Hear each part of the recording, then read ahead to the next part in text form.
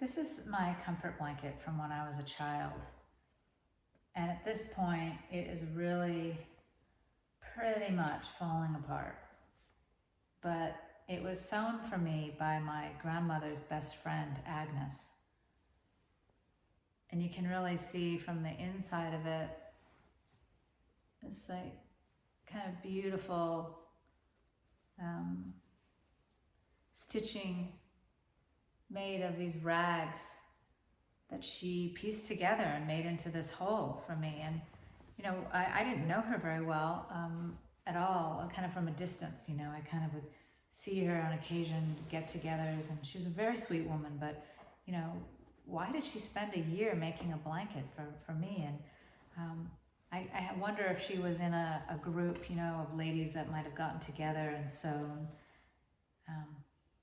But I love this so much. I mean, as a baby, I was inseparable. This was my, I took it with me everywhere for the first 5 years of my life. So I feel as though even now, holding it, it contains something essential of my childhood. Some essential aspect of my human self is embedded inside of these old rags, you know, from tears, saliva, memories, fear, the anxiety of being a child. And also, it is something that I can't believe, looking at this, how much my work has in some way been inspired by this. Not deliberately, but just how this blanket has literally embedded itself into me. And everything from the fact that it's made of this grid pattern to, of course, the fact that it's a craft, that it's quilting. And I make art using a craft material, kind of working with a craft métier, working with glass beads and with sewing and weaving. The fact that it's a quilt, that she was most probably working in community when she sewed it together, and the way in which over the years I've worked in many different communities with different women's groups, and all the way from working in my studio in LA to working in South Africa with women who are highly skilled bead workers, and the way in which my practice evolved over the years to incorporate saliva. And for example, when you take the thread and you wet it with saliva in order to pass the thread through the needle, how then that saliva on that thread, as you pass it through the material, actually imprints the material and leaves behind a kind of residue, a kind of stain. So, you know, obviously I was not thinking about my baby blanket when I've made all of these works. And yet somehow this object, which I've had my entire life, which I lay on as an infant, as I was laying into it, staining it, changing it, tearing it apart through, you know, all the holding and the loving, it too was wending its way up inside of me.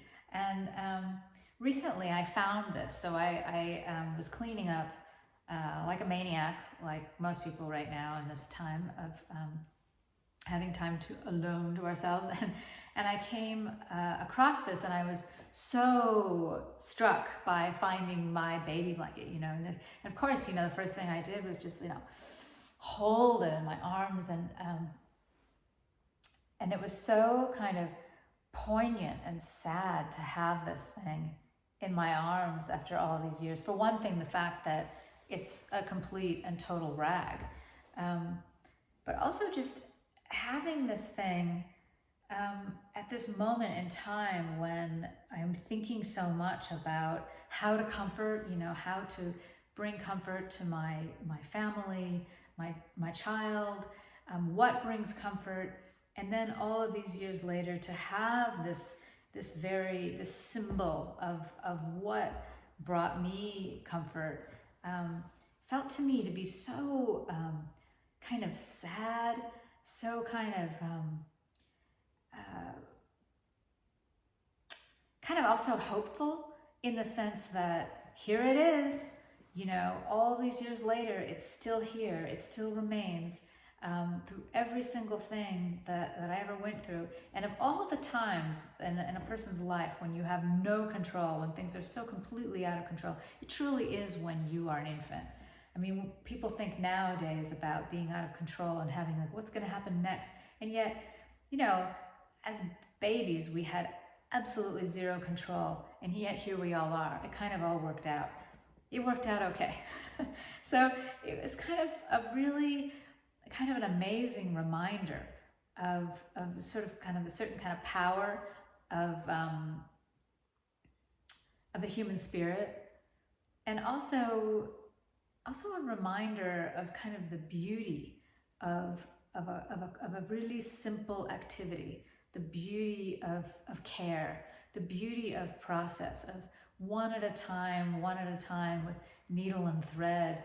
It was possible for Agnes to piece together this whole, this object that would come together to become a blanket, which on a purely physical, tactile level creates comfort, perhaps was comforting to make, and then 50 years later, here it is.